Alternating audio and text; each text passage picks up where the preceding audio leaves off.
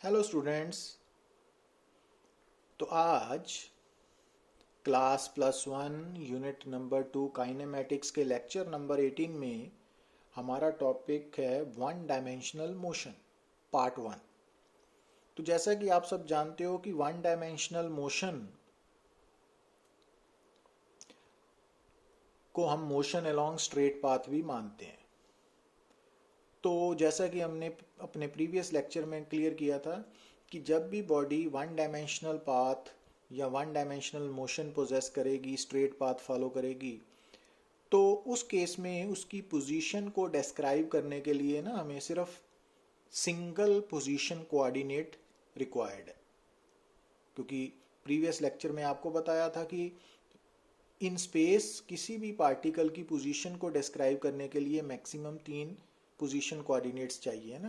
पर अगर one dimensional motion है, motion along a straight path, तो उस केस में पार्टिकल की पोजीशन को डिस्क्राइब करने के लिए हमें सिर्फ एक पोजीशन कोऑर्डिनेट की ज़रूरत पड़ती है। और जिस स्ट्रेट पाथ के अलोंग पार्टिकल मूव कर रहा है, पॉइंट ऑब्जेक्ट मूव कर रहा है, तो उस स्ट्रेट पाथ को आप एक्स एक्सिस भी मान सकते हो, वाई एक्सिस भी मान सकते हो, जेड एक्सिस भी मान सकते हो। और वो जो स्ट्रेट पाथ है वो हॉरिजॉन्टल भी हो सकता है ना, हॉरिजॉन्टल भी हो सकता है, वर्टिकल भी हो सकता है, इंक्लाइंड भी हो सकता है। तो वो कोई फर्क नहीं है ना। तो आप उस स्ट्रेट पाथ को एक्स एक्सिस, वाई एक्सिस या जेड एक्सिस कोई भी मान सकते हो, बट प्रेफरेबली हम जो है ना वो उसको एक्स एक्सिस ही मानते हैं। Got it.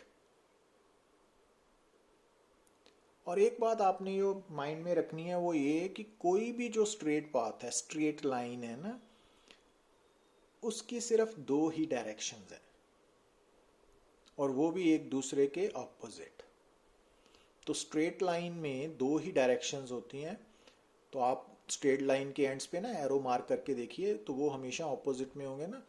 तो इस कारण नजर आ रहा है ना आपको, स्ट्रेट लाइन में एरोज एंड पे ड्रॉ किए हुए हैं। तो अब ये जो एरोज हैं वो डायरेक्शंस रिप्रेजेंट कर रहे हैं। तो अगर आप या ऊपर वाली डायरेक्शन को प्लस मानते हो तो नीचे वाली माइनस है, और अगर आप ऊपर वाली को माइनस मानते हो तो नीचे वाली प्लस है। बट अगर मान लीजिए बाई कन्वेंशन, ठीक है ना, अगर आपके सामने स्पेसिफाई नहीं किया हुआ तो उस केस में ये अंडरस्टूड होता है कि अपवर्ड पॉजिटिव है तो डाउनवर्ड नेगेटिव है। बट आप उसको चेंज भी कर सकते हो, पर उसके लिए आपको मेंशन करना पड़ेगा। इसी तरह से कि अगर विदाउट मेंशन किए हुए है कि, तो उस केस में हम मानते हैं कि right side, right direction positive होती है, लेफ्ट नेगेटिव होती है ना। पर ये कोई मस्ट नहीं है। मींस इसको आप क्लियर कर सकते हो लिख के कि हमने राइट डायरेक्शन को नेगेटिव ले लिया तो लेफ्ट को पॉजिटिव लेंगे ना। पर किसी भी वन डायमेंशनल प्रॉब्लम के लिए आपने जो किस डायरेक्शन को पॉजिटिव मानना है, किसको नेगेटिव, वो आप शुरू में स्पेसिफाई कर सकते हो ना। तो उससे आपको कंफ्यूजन नहीं होगी। पर अगर आप स्पेसिफाई नहीं करते हो तो उसके लिए आपको माइंड में ये रखना पड़ेगा कि अपवर्ड पॉजिटिव है, डाउनवर्ड नेगेटिव है, या राइट की तरफ पॉजिटिव है, लेफ्ट की तरफ नेगेटिव है ना। तो ये, और ये दोनों डायरेक्शंस क्योंकि ऑपोजिट हैं तो प्लस माइनस साइन भी जो है वो ऑपोजिट साइंस है। तो इस कारण जो प्लस माइनस है ना वो वेक्टर क्वांटिटीज की डायरेक्शंस को रिप्रेजेंट करने के लिए यूज करते हैं। तो इट मीन्स अगर एक वेक्टर क्वांटिटी पॉजिटिव है और उसी कंडीशन में दूसरी नेगेटिव है, इसका मतलब है कि इन दोनों वेक्टर क्वांटिटीज की जो डायरेक्शंस है ना वो एक दूसरे के ऑपोजिट हैं। तो ये मतलब है। तो ये समझना पड़ेगा, आपको याद रखना पड़ेगा। अब जैसा कि हम ऑलरेडी बात कर चुके हैं कि मान लीजिए कि हमारा जो पार्टिकल है वो वन डायमेंशनल मोशन पोजेस कर रहा है और हमने वो वन जो स्ट्रेट पाथ है उसको एक्स एक्सिस मान लिया, ठीक है। तो ओ ओरिजिन है, और ओरिजिन ही जो है वो हमारा रेफरेंस पार्टिकल भी है, और रेफरेंस पार्टिकल हमने ग्राउंड को माना हुआ है ना। तो यहाँ पे कोई और नहीं है, ग्राउंड या अर्थ ही हमारी रेफरेंस है। तो इस केस में अगर पी पॉइंट ऑब्जेक्ट है तो पॉइंट ऑब्जेक्ट की जो आप पोजीशन नोट कर रहे हो एक्स, वो अंडरस्टूड है विद रिस्पेक्ट टू अर्थ है या विद रिस्पेक्ट टू ग्राउंड है ना। आप समझ रहे हो ना कि यहाँ पे लिखा नहीं हुआ, क्योंकि किसी भी पॉइंट ऑब्जेक्ट की या पार्टिकल की position with respect to reference particle होती है। अब यहाँ पे हमने सीधा लिख दिया है ना, position of point object is equal two plus x. Plus तो इसी कारण लिखा क्योंकि ये ओरिजिन से राइट की तरफ है। तो अब यहाँ पे हमने रेफरेंस ऑब्जेक्ट मेंशन नहीं ना किया, तो ये अंडरस्टूड है, माइंड में लेके ही चलना है कि ये पोजीशन पॉइंट ऑब्जेक्ट की विद रिस्पेक्ट टू अर्थ या ग्राउंड है ना। और इसी तरह से क्योंकि यहाँ पर इस डायग्राम में पॉइंट ऑब्जेक्ट ओरिजिन से लेफ्ट की तरफ है, तो उसकी position with respect to earth क्या है, माइनस एक्स। ठीक है ना। तो इन स्टेटमेंट्स में हम मेंशन नहीं ना कर रहे रेफरेंस पार्टिकल को, तो अंडरस्टूड है कि वो अर्थ है। अब जैसा कि हमने अपने पिछले लेक्चर में भी आपको बताया कि जो डिस्प्लेसमेंट क्वांटिटी है ना, उसकी जो डेफिनेशन है, तो वो एक्चुअल डेफिनेशन ऑफ डिस्प्लेसमेंट क्या है, चेंज इन पोजीशन और पोजीशन वेक्टर इन ए गिवन टाइम इंटरवल। कि किसी भी पार्टिकल की डिस्प्लेसमेंट कैसे नोट की जाती है, कि गिवन टाइम में उस पार्टिकल ने कितनी पोजीशन चेंज की।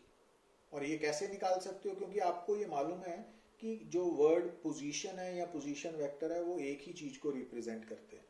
तो कई बार हम वेक्टर साथ में जोड़ के बोलते हैं, कई बार नहीं बोलते, तो उसका दैट इज इमटेरियल है ना। तो आपने ये माइंड में रखना है, कंफ्यूज नहीं होना कि पोजीशन का मतलब भी पोजीशन वेक्टर ही है।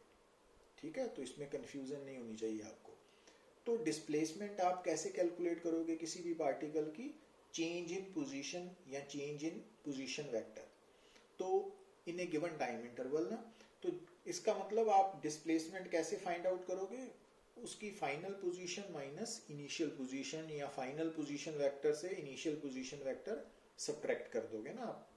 तो वेक्टर सब्ट्रैक्शन का केस लगेगा ना यहाँ पे।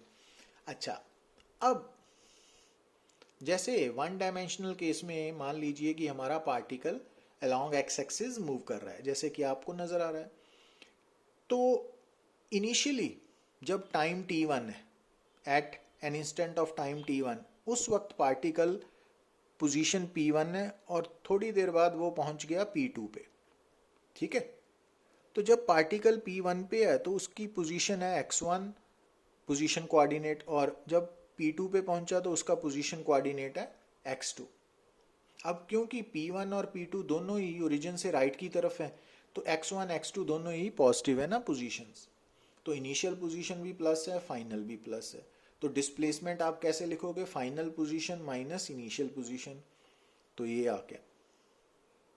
अभी एक बात और नोट करनी है, क्योंकि इस स्टेटमेंट में बार बार बोल रहा हूं कि इस स्टेटमेंट में जो हमने पार्टिकल की इनिशियल पोजीशन लिखी है, तो उस पोजीशन को लिखते वक्त हमने रेफरेंस पार्टिकल को मेंशन नहीं किया हुआ। तो इसका मतलब है कि जो पॉइंट ऑब्जेक्ट की इनिशियल पोजीशन है वो भी विद रिस्पेक्ट टू अर्थ है, तो फाइनल पोजीशन भी विद रिस्पेक्ट टू अर्थ है। तो इट मीन्स जो डिस्प्लेसमेंट भी आई है पॉइंट ऑब्जेक्ट की, वो भी विद रिस्पेक्ट टू अर्थ ही है। Got it. मतलब यहाँ पर पूरी डिस्कशन में क्योंकि रेफरेंस पार्टिकल मिसिंग है, वो मेंशन नहीं हो रहा, तो वो अंडरस्टूड है विद रिस्पेक्ट टू अर्थ या ग्राउंड है।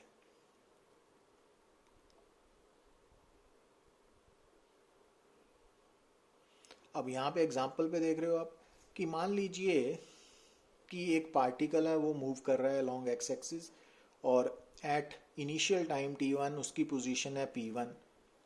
ठीक है ना। अब क्योंकि p1 ओरिजिन से लेफ्ट की तरफ है, तो इनिशियल पोजीशन -3 होगा ना, समझ आ रही है ना आपको स्क्रीन से, और फाइनल पोजीशन +5 होगी, क्योंकि p2 फाइनल टाइम पे है ना, तो फाइनल पोजीशन होगी।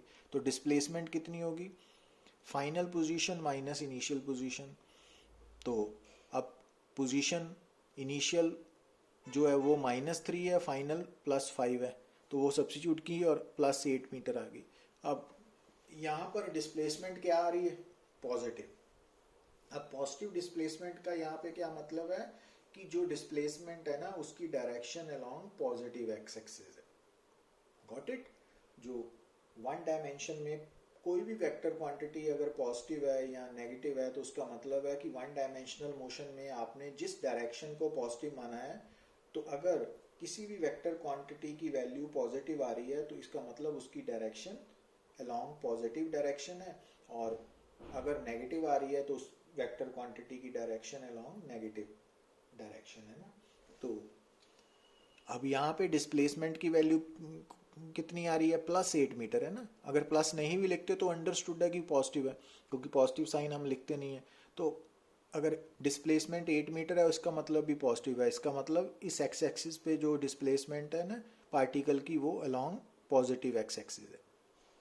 और इस केस में सेकेंड एग्जाम्पल में आप क्या देख रहे हो, तो P1 इनिशियल टाइम पे है पोजीशन और P2 फाइनल टाइम पे है ना। और पोजीशन कोऑर्डिनेट्स आप निकाल सकते हो, P1 का भी +6 मीटर है और P2 फाइनल का भी +2 मीटर है। पर जब हम डिस्प्लेसमेंट निकालेंगे वो फाइनल माइनस इनिशियल होगी ना पोजीशन, तो वहाँ से आप -4 मीटर देख रहे हो। अब डिस्प्लेसमेंट 4 मीटर, -4 मीटर आने का मतलब क्या है कि डिस्प्लेसमेंट का मैग्नीट्यूड तो 4 मीटर है, पर डायरेक्शन किस तरफ है, अलोंग नेगेटिव एक्स एक्सिस। मतलब इस सिचुएशन में जो पार्टिकल है ना वो इस डायरेक्शन में मूव कर रहा है। Got it. तो ये बातें बड़ी इंपॉर्टेंट है। अब ये कुछ करेक्टरिस्टिक्स हमने लिखे हुए हैं कि जो डिस्प्लेसमेंट होती है ना गिवन सिचुएशन में, उसका मैग्नीट्यूड डिस्टेंस कवर्ड से हमेशा कम होगा या इक्वल होगा, ज़्यादा कभी नहीं हो सकता। तो ये बात आपने नोट करनी है, क्योंकि डिस्प्लेसमेंट का मैग्नीट्यूड क्या होता है, बेसिकली शॉर्टेस्ट डिस्टेंस। तो इस कारण जो अदर डिस्टेंस है वो उस शॉर्टेस्ट डिस्टेंस से कभी कम नहीं ना हो सकता। तो मैग्नीट्यूड ऑफ डिस्प्लेसमेंट जो है वो इनिशियल एंड फाइनल पोजीशन के बीच में जो डिस्प्लेसमेंट का मैग्नीट्यूड है वो कभी भी किसी भी हालत में डिस्टेंस कवर्ड से ज़्यादा नहीं हो सकता, कम हो सकता है या इक्वल हो सकता है। और अगर हम बात करें कि वन डायमेंशनल मोशन है और पार्टिकल हमेशा एक ही डायरेक्शन में आगे बढ़ रहा है ना, तो उस केस में जो डिस्प्लेसमेंट का मैग्नीट्यूड होगा वो डिस्टेंस कवर्ड के इक्वल होगा। ठीक है। तो वन डायमेंशनल मोशन में ये नहीं लिखा, ये बात ध्यान करनी है ना कि डिस्प्लेसमेंट का मैग्नीट्यूड डिस्टेंस कवर्ड के इक्वल है ना। वन डायमेंशनल मोशन में नहीं लिखा। वन डायमेंशनल मोशन के साथ क्या लिखा है कि particle is moving along the same direction, एक ही तरफ बढ़ रहा है। मींस ये ना हो कि वो पहले आगे जाए फिर पीछे आ जाए ना, वो केस नहीं है। तो आगे आगे बढ़ रहा है ना, एक ही डायरेक्शन में आगे बढ़ रहा है। डिस्प्लेसमेंट प्लस भी हो सकती है, माइनस भी, जीरो भी है ना, ये बातें आपको मालूम है। और जो जैसा कि हमने, क्योंकि जो जैसा हमने पीछे डिस्कशन में कवर किया था कि जो किसी भी क्वांटिटी की, पार्टिकल की, पॉइंट ऑब्जेक्ट की जो पोजीशन है वो origin of reference, frame of reference पे डिपेंड नहीं करती थी ना, आपको याद होगा। अब क्योंकि displacement final position minus initial position है, तो इसका मतलब जो डिस्प्लेसमेंट की वैल्यू है वो भी choice of origin of frame of reference पे डिपेंड नहीं करती, इंडिपेंडेंट है। अब ये न्यूमेरिकल आपको नज़र आ रहा है कि इसमें पार्टिकल ने स्टार्ट किया फ्रॉम ओरिजिन ओ ओरिजिन है ना, अब goes along the x axis to the point 20 metre. तो ओ से पहले गया ए का कोऑर्डिनेट है +20 मीटर, और उसके बाद फिर क्या हुआ, then returns along the same line to the point B पे आ गया ना -20 पे। अब हमने डिस्टेंस और डिस्प्लेसमेंट निकालनी है। अब ध्यान क्या रखना बोला हुआ है कि जब पार्टिकल ओ से ए की तरफ गया तो उतने डिस्टेंस कवर किया 20।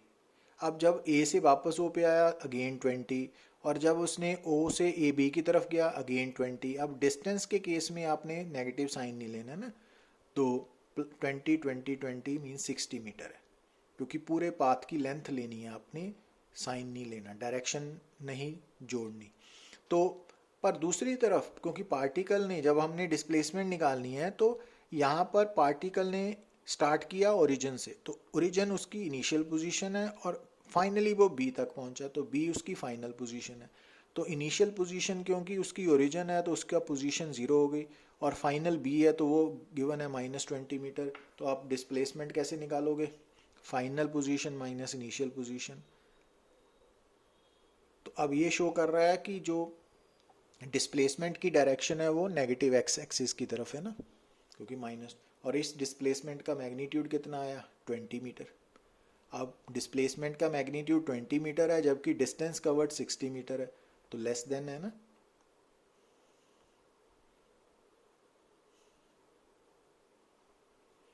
और वो क्यों है? क्योंकि पार्टिकल पहले एक तरफ गया फिर वापिस आया ना। पर अगर एक ही डायरेक्शन में आगे बढ़ता जाता फिर डिस्टेंस और डिस्प्लेसमेंट वन डायमेंशनल मोशन में सेम आने थे ना मैग्नीट्यूड में। अब यहाँ पे देखिए आप कि ये प्रॉब्लम्स जो लिखी हुई हैं कि पहली प्रॉब्लम है can displacement be greater than distance travelled? No, never, कभी भी नहीं, क्योंकि डिस्प्लेसमेंट का मैग्नीट्यूड क्या होता है? शॉर्टेस्ट डिस्टेंस है ना, तो इस कारण वो डिस्टेंस से ज़्यादा नहीं हो सकता। अब ये देखिए, under what condition will the distance and displacement of moving object will have the same magnitude? तो when object is moving along a straight path in the same direction. ठीक है, ये कंडीशन हमने बोली है ना, ये याद रख लेनी है। अब यहाँ देखिए आप, is magnitude of the displacement of an object and total distance covered by it in the certain time interval always same? Never, जरूरी नहीं है, क्योंकि डिस्प्लेसमेंट का मैग्नीट्यूड डिस्टेंस कवर्ड से कम भी हो सकता है और इक्वल भी, है ना। अब if the displacement of body zero is the distance covered by it necessarily zero? तो नो। अगर मान लीजिए कि एक बॉडी सर्कुलर पाथ फॉलो कर रही है एंड आफ्टर वन रेवोल्यूशन उसकी इनिशियल और फाइनल पोजीशंस क्या हो जाएंगी? सेम, तो उसकी डिस्प्लेसमेंट जीरो है पर डिस्टेंस कवर कितना किया हुआ है? एक सर्कल के एक रेवोल्यूशन का 2πr। तो इस कारण अगर किसी बॉडी की डिस्प्लेसमेंट जीरो है तो जरूरी नहीं है कि डिस्टेंस कवर्ड भी जीरो हो ना। अब इस प्रॉब्लम में आप क्या देख रहे हो कि an athlete completes one round of a circular track of radius capital R in 40 seconds. What will be the displacement at the end of 2 minute 20 second? अब वन रेवोल्यूशन को कंप्लीट करने के लिए टाइम लगा 40 सेकेंड, है ना। 40 second में एक रेवोल्यूशन कंप्लीट की। अब 2 मिनट 20 सेकेंड्स मतलब 2 minutes mean 120 second plus 20 140 second. तो 140 सेकेंड में कितनी रेवोल्यूशंस कंप्लीट होगी? वो हमने यूनिटरी मेथड से निकाल लिया 3.5। अब 3.5 का मतलब क्या हुआ कि पार्टिकल 3 पूरे सर्कल और एक हाफ, मींस उसकी इनिशियल और फाइनल पोजीशंस डायमीट्रिकली ऑपोजिट होंगी ना। तो इसका मतलब है कि डिस्टेंस कवर्ड तो एक सर्कल का एक रेवोल्यूशन का 2πr है, तो 3.5 टाइम रेवोल्यूशंस है ना, तो 7πr हो गया। बट डिस्प्लेसमेंट कितनी होगी? वो तो शॉर्टेस्ट डिस्टेंस होगा ना इनिशियल और फाइनल में, वो 2r आ रहा है ना। Got it? तो ये प्रॉब्लम्स चाहे लोअर लेवल की हैं, बट ये अगर आपको ये कंसेप्ट क्लियर नहीं है तो आगे आप प्रॉब्लम फेस कर सकते हो ना। इसी कारण आपको क्लैरिटी के लिए इनको अच्छी तरह से समझ आनी चाहिए। अब यहाँ पे देखिए आप, a body covered a distance of L metre along a semi circular path, calculate the magnitude of displacement of the body and ratio of distance to display. अब बॉडी ने सेमी सर्कुलर पाथ कवर किया ना, और कितना distance cover किया? L। अब अगर इस सेमी सर्कल का रेडियस r मान लीजिए, तो अब रेडियस और लेंथ में क्या रिलेशन है? अब लेंथ एक्चुअली क्या है? सेमी सर्कल की लेंथ है ना, वो πr होती है ना, तो इट मीन्स r L/π है ना। अब डिस्टेंस कितना कवर हुआ? L। डिस्प्लेसमेंट कितनी हुई? A से B, तो वो 2r के इक्वल है ना। पर हमने r की वैल्यू को L की टर्म में कन्वर्ट कर लेना है ना, क्योंकि r L/π है, तो इट मीन्स डिस्प्लेसमेंट 2L/π होगी ना। अब रेशियो लेनी है, वो π/2 आ गई।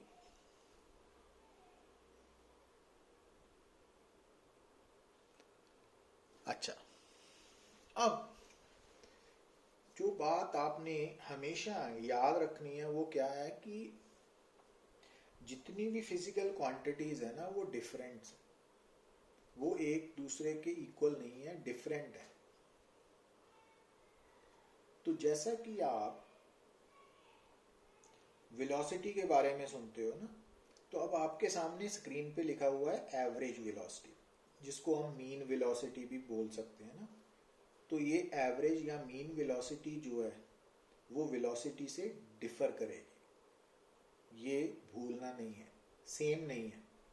हाँ, किसी कंडीशन में वो दोनों सेम हो सकती हैं, बट हमेशा सेम नहीं है। अगर हमेशा सेम होती तो फिर वेलोसिटी और एवरेज वेलोसिटी अलग अलग डिफाइन करने की ज़रूरत नहीं ना थी हमें, तो ये माइंड में रखना है बात। तो कोई भी फिजिकल क्वांटिटी है जिसके बारे में आप पढ़ रहे हो वो दूसरी फिजिकल क्वांटिटी से डिफर करेगी, ठीक है, वो सेम नहीं होगी। अगर सेम होती तो वो मेंशन ही नहीं होनी थी। तो एवरेज वेलोसिटी एक फिजिकल क्वांटिटी है और इसको हम कैसे कैलकुलेट करते हैं, इसको बोलते हो आप displacement cover to time taken, है ना, कि कोई भी पॉइंट ऑब्जेक्ट ने कितनी डिस्प्लेसमेंट कवर की और उस डिस्प्लेसमेंट को कवर करने के लिए कितना टाइम टेकन है ना। तो ये इसकी बेसिक डेफिनेशन है और ये वेक्टर क्वांटिटी है।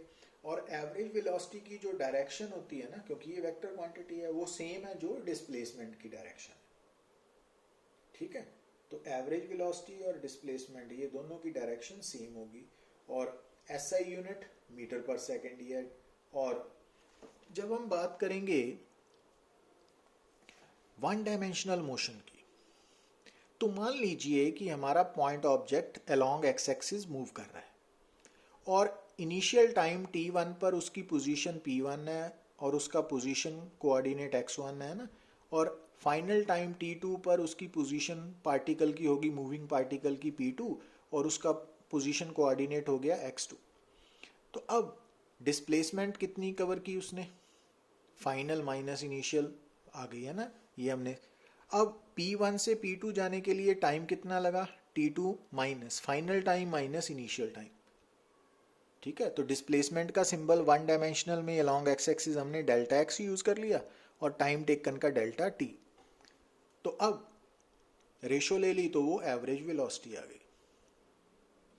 तो ये एवरेज वेलोसिटी पार्टिकल की है between points p1 and p2 या between time interval t1 to t2, ठीक है ना। तो ये समझना पड़ेगा। अब यहाँ पे देखिए, अब इस बात को क्लियर करिए। अब मान लीजिए कि हमें ये एक सिचुएशन दी हुई है, इस सिचुएशन में आप क्या नजर आ रहा है कि एक पॉइंट ऑब्जेक्ट है जो मूव कर रहा है अलोंग एक्स एक्सिस, ठीक है। और जब ये point object along x axis move कर रहा है तो आप ध्यान दीजिए कि एट टाइम t1 उसकी पोजीशन है p1, एट टाइम t2 उसकी पोजीशन है p2, एट टाइम t3 उसकी पोजीशन है p3। नजर आ रहा है ना आपको। अब अगर आपको बोला जाए, अब देखिए कि आपने एवरेज वेलोसिटी निकालनी है between points p1 and p2 या between time t1 and t2, तो उस केस में आपके लिए जो p1 है वो इनिशियल पोजीशन है और p2 फाइनल पोजीशन है। तो p2 का फाइनल पोजीशन और p1 इनिशियल पोजीशन। अब क्योंकि p1 ओरिजिन से लेफ्ट की तरफ है तो माइनस, वो तो साइन पता ही आपको, और p1 से p2 तक का time interval t2 minus t1 है ना, फाइनल टाइम माइनस, तो ये बन गई एवरेज वेलोसिटी, ठीक है। अब इसी केस में ध्यान दीजिए, अब इसी केस में जब हमने एवरेज वेलोसिटी निकालनी है बिटवीन p1 एंड p3, तो अब इस केस में p1 हमारे लिए इनिशियल पोजीशन है और p3 हमारे लिए फाइनल है। और अब इस केस में हमारी सारी कंसंट्रेशन p1 एंड p3 पे होनी चाहिए ना। तो अब इनिशियल फाइनल पोजीशन p3 है तो प्लस x3 और ये माइनस है ना, तो यहाँ से तो टाइम भी p1 वाला इनिशियल टाइम है और p3 वाला टाइम फाइनल टाइम है ना, ये नोट करना है आपने। और अगर मान लीजिए कि हमने इसी केस में एवरेज वेलोसिटी निकालनी है बिटवीन p2 एंड p3, तो उस केस में p2 इनिशियल पोजीशन बन गई और p3 फाइनल, ठीक है ना। तो अब final minus initial position over time taken है ना, तो उसके अकॉर्डिंगली लिखोगे। तो ये क्योंकि जो एवरेज वेलोसिटी है ना वो इस बात पे डिपेंड करेगी, आप पूरे मोशन के लिए कैलकुलेट कर रहे हो कि पार्ट्स के लिए ना, तो कौन से टाइम इंटरवल के लिए कर रहे हो या कौन सी दो पॉइंट्स के बीच के लिए कर रहे हो, तो उसके अकॉर्डिंगली आपने उन दो पॉइंट्स के बीच में डिस्प्लेसमेंट कितनी हुई और कितना टाइम लगा, ठीक है ना। तो वो रेशो लेनी है आपने, ये बड़ी इंपॉर्टेंट बात है ना। अच्छा, अब जैसा कि हम ऑलरेडी बात कर ही रहे हैं कि किसी भी वन डायमेंशनल मोशन के केस में जो वेक्टर, जितनी भी वेक्टर क्वांटिटीज है वो पॉजिटिव नेगेटिव जीरो हो सकती है ना, ठीक है। और पॉजिटिव नेगेटिव जस्ट सिंपली क्या रिप्रेजेंट कर रही हैं, उनकी डायरेक्शंस को, ये ध्यान रखना है ना। अच्छा, अब बात करने जा रहे हैं एक न्यूमेरिकल की ना, कि consider a point object be moving along x axis such that its position is given by x is equal to 3t square minus t plus 4, और x मीटर में है पोजीशन है और t टाइम है ना, सेकंड में है, और हमने एवरेज वेलोसिटी निकालनी है। अब यहाँ पे एक बात और नोट करनी है आपने, वो क्या, कि ये जो हमें इक्वेशन दी हुई है ना, तो सबसे पहले आपको समझ होनी चाहिए कि जो लेफ्ट साइड है वो पोजीशन है x, मतलब जो इक्वेशन आपको दी हुई है फिजिक्स में उसमें कौन सा सिंबल क्या रिप्रेजेंट कर रहा है वो आपको उस स्टेटमेंट से मालूम पड़ेगा। अब इस स्टेटमेंट में हमें x मीटर में दिया हुआ था, मतलब वो पोजीशन है और लिखा भी हुआ था ना, और t टाइम है ना, तो ये, और टाइम जो है वो वेरिएबल क्वांटिटी है, और क्योंकि x की वैल्यू टाइम पे डिपेंडेंट है तो इट मीन्स x भी वेरिएबल है ना यहाँ पे, और जो टाइम है वो इंडिपेंडेंट वेरिएबल है और x डिपेंडेंट वेरिएबल है ना, तो ये समझ होनी चाहिए। अब यहाँ पर x और t के बीच में क्वाड्रेटिक रिलेशन बन रहा है ना, क्योंकि x की वैल्यू t स्क्वायर पे डिपेंड कर रही है ना, तो इसका मतलब है कि अगर इस पार्टिकल के मोशन को अगर हम xt पोजीशन टाइम ग्राफ में ड्रॉ करें तो वो पैराबोलिक शेप में आएगा, क्योंकि जब एक वेरिएबल दूसरे वेरिएबल के स्क्वायर पे directly proportional to t square है, जैसे x टी स्क्वायर पे डिपेंडेंट है ना, तो वो पैराबोलिक शेप का ग्राफ होगा ना। तो ये बात आपने भूलनी नहीं है कि जब एक डिपेंडेंट वेरिएबल दूसरे इंडिपेंडेंट वेरिएबल के साथ कैसे रिलेट करेगा, डायरेक्टली प्रोपोर्शनल टू स्क्वायर, उसकी पावर स्क्वायर, तो वो पैराबोलिक ग्राफ को रिप्रेजेंट करेगा। इसके बारे में मैंने अपने जो मैथमेटिकल टूल्स के लेक्चर्स हैं ना उसमें भी डिस्कस किया हुआ है, तो इसको लेटर ऑन भी हम थोड़ा और डिस्कस करेंगे। तो अब वापस न्यूमेरिकल पे आते हैं कि अगर मान लीजिए कि एक पॉइंट ऑब्जेक्ट है वो मूव कर रहा है along x axis such that its position is given by this one, और हमने एवरेज वेलोसिटी निकालनी है बिटवीन 0 to 2 सेकेंड। अब यहाँ पे ध्यान देना है कि ये जो इक्वेशन है ना, जो हमने ये वाली, तो इस इक्वेशन में अगर आप टाइम की कोई भी वैल्यू सब्स्टिट्यूट करोगे, तो जीरो वैल्यू सब्स्टिट्यूट करोगे टी की, तो वो एक्स की जो आंसर आएगा ना वो जीरो टाइम पे बॉडी की पोजीशन बताएगा, ठीक है ना। अगर आप इस इक्वेशन में टाइम को 1 सेकेंड सब्स्टिट्यूट करोगे तो जो एक्स की वैल्यू आएगी वो 1 सेकेंड टाइम पे पार्टिकल की पोजीशन को रिप्रेजेंट करेगी। तो अब यहाँ पर हमें पहले केस में इनिशियल टाइम दिया हुआ है 0, तो इसका मतलब t1 हो गया 0, t2 हो गया 2 सेकेंड है ना, फाइनल टाइम। अब अगर आप 0 टाइम को इस इक्वेशन में सब्स्टिट्यूट करोगे तो ये भी 0 होगी, ये भी 0, तो x की वैल्यू 4 आएगी ना। तो 4 क्या है, 0 टाइम पे पोजीशन, तो क्योंकि 0 टाइम इनिशियल टाइम है तो जो 4 मीटर है वो भी इनिशियल पोजीशन बन गई ना, तो x1 लिख लिया उसको, समझे बात आप।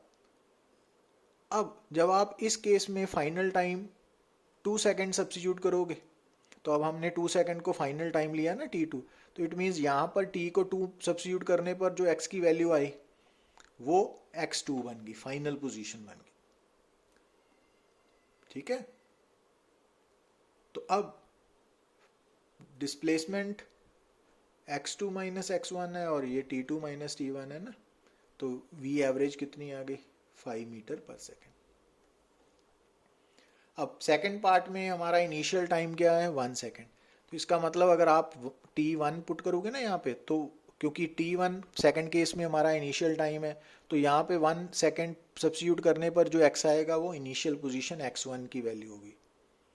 और जब आप सेकेंड पार्ट में 4 सेकेंड सब्स्टिट्यूट करोगे टाइम, फाइनल टाइम t2, तो x की वैल्यू x2 वाली आएगी ना।